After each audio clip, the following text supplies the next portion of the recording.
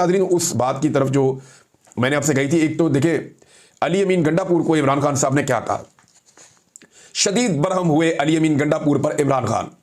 ये जुबैर अली खान साहब की स्टोरी, और जो लोग इमरान खान साहब के साथ दीगर अली अमीन के साथ इमरान खान को जाकर मिले हैं वो भी क्लेम कुछ इसी तरह का ऑफ द रिकॉर्ड कर रहे हैं। सामने अली अमीन गंडापुर के बोलना तो मुश्किल है उनके लिए, लेकिन वो ऑफ द रिकॉर्ड बता रहे हैं जनाब चंगी क्लास हुई अली अमीन गंडापुर की इमरान खान साहब ने की है। और अगर खैबर पख्तूनख्वा की आवाम को हम महफूज नहीं बना सकते तो इस हुकूमत का क्या फायदा, इस्तीफा दे दो। अगर हमारे लोगों पर ड्रोन हमले किए जा रहे हैं तो असेंबली ही तहलील कर दें। इमरान खान का वज़ीरिस्तान ड्रोन हमले पर शदीद बरहमी का इजहार, ये जनाब इमरान खान साहब ने कहा। उसके अलावा इमरान खान साहब ने जो बातें रिपोर्ट हुई हैं डिफरेंट सोर्सेज से मैं आपको बताता हूं, उन्होंने कहा तुम हर महीने आ जाते हो।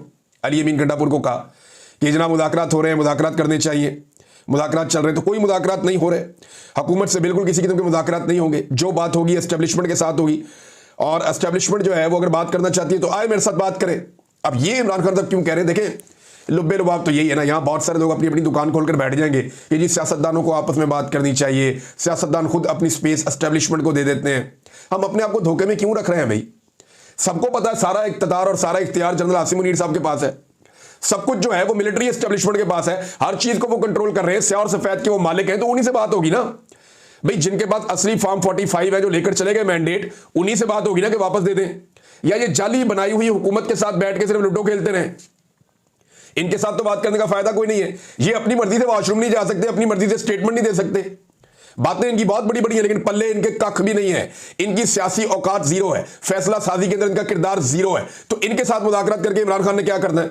खानू, मैंने आपको कई दफ़ा ये बात बताई थी कि इमरान खान साहब को जेल में ये नहीं बताया जाता कि ड्रोन हमले कैसे हो रहे हैं और उनका नुकसान क्या हो रहा है। लगातार 2 महीनों से उनको ये इन्फॉर्मेशन नहीं दी जा रही थी। अब इमरान खान साहब को जब इन्फॉर्मेशन दी गई है तो उन्होंने इसके ऊपर बड़ा सीधा सीधा रद्द-ए-अमल जारी किया है। क्योंकि आज इमरान खान साहब के केस की समाअत हुई, कुछ सहाफ़ी भी वहाँ पे गए, कुछ वकला भी वहाँ पे गए, इमरान खान साहब की पार्टी के लोग भी वहाँ पे गए। अली अमीन गंडापुर की और दीगर वकला की मुलाकातें भी हुई। अली अमीन गंडापुर को इमरान खान साहब अलग में भी मिले। इमरान खान साहब ने आज बहुत सारे इबाहम और बहुत सारी कन्फ्यूजन खत्म कर दी हैं। कैदी नंबर 804 कहाँ पे खड़ा है और किस शिद्दत के साथ खड़ा है, ये मैं आपको इस वीलॉग में बताता हूँ। लेकिन सबसे पहले इमरान खान साहब का स्टेटमेंट होगा। मुझे आज खैबर पख्तूनख्वा के इलाकों में किए गए ड्रोन अटैक्स के हवाले से तफसीलात पता चली। ये अली अमीन गंडापुर साहब मिले थे पहले, इन्होंने भी नहीं बताया था। बाकी पार्टी के लोग मिलते रहे, उन्होंने भी नहीं बताया। जो कंप्रोमाइज लोग मिलते रहे, बैरिस्टर गौर बार बार मिले, उन्होंने भी नहीं बताया। इमरान खान साहब की बहनों को मिलने ही नहीं दिया गया। और अब इमरान खान साहब को तफसीलात पता चली। वो कह रहे हैं कि मैं ड्रोन हमलों में मासूम पाकिस्तानी शहरियों की शहादत पर नहायत रंजीदा हूं और उसकी शदीद मजम्मत करता हूं। मैं खैबर पख्तूनख्वा हुकूमत को हदायत करता हूं कि वफाकी हुकूमत को एहतजाज रिकॉर्ड करवाएं और इन ड्रोन हमलों को फौरी तौर पर रुकवाएं।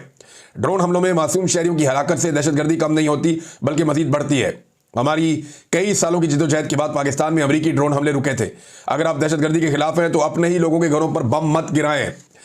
माशाल्लाह general Asim Munir field marshal बन गए। वैसे बेहतर था कि वो फील्ड मार्शल की जगह खुद को बादशाह का टाइटल देते। अब इसका मतलब यह है कि उन्होंने फील्ड मार्शल का टाइटल भी खुद को, इमरान खान साहब के बकौल जनरल आसिम मुनीर ने अपने आप को फील्ड मार्शल का टाइटल खुद ही दिया, क्योंकि इस वक्त मुल्क में जंगल का कानून राइज है और जंगल के कानून में तो बादशाह होता है। मेरे साथ जो डील की अफवाहें फैलाई जा रही हैं, कोई डील नहीं हुई, ना ही डील के हवाले से बातचीत जारी है, ये सब झूठ है। हमारी फोर्सेस खसूसन एयरफोर्स ने जिस तरह मोदी के अज़ाइम को नाकाम बनाया, उसके बाद मुझे खदशा है कि अब मजीद हमाकत करेगा, जिसके लिए हमें बतौर कौम तैयार रहना है। मैं खुद एस्टेब्लिशमेंट को दावत दे रहा हूं कि अगर पाकिस्तान के मफाद में बात करना चाहते हैं, पाकिस्तान की फिक्र है, तो आकर बात करें। इस वक्त मुल्क को बैरूनी खतरात, बढ़ती हुई दहशतगर्दी और मईशत की बहाली के लिए इकट्ठा होना पड़ेगा। मैं ना पहले अपने लिए कुछ मांग रहा था, ना अब मांगूंगा। पाकिस्तान ने इस वक्त ऐसा माहौल बना दिया गया है कि कानून सिर्फ कमजोरों के लिए है, ताकतवर के लिए नहीं है। यही निज़ाम की सबसे बड़ी खराबी है। जमहूरियत 2 बुनियादी चीज़ों पर कायम होती है। नंबर 1 कानून की बालादस्ती, नंबर 2 इखलाकी इक़्तिदार। आज जमहूरियत के इन दोनों सतूनों को ज़मीन बोस कर दिया गया है। जो हालात चल रहे हैं वो इस बात के गमाज़ हैं कि जमहूरियत की रूह को कुचला जा रहा है। जब आप लोगों को यह पैगाम देंगे कि जितना बड़ा चोर होगा इतना बड़ा ओहदा मिलेगा, तो इंसाफ का जनाजा निकल जाता है। आसफ जरदारी की बहन के खिलाफ 5 अपार्टमेंट्स का केस नैब के पास है, जो मुलाजमीन के नाम पर है।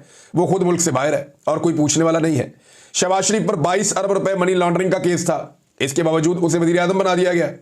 पिछले 3 सालों में पाकिस्तान की इखलाकी इक़्तिदार और आईनी ढांचे को बिल्कुल तबाह करके रख दिया गया है। तोशाखाना 2 केस में मज़ायका केस ट्रायल दोबारा शुरू किया गया है। बाकी जेल की तरह जेल कोर्ट भी एक कर्नल की मर्जी से चलाई जाती है। मेरी बहनों और वकला तब को कोर्ट में आने से रोका जा रहा है।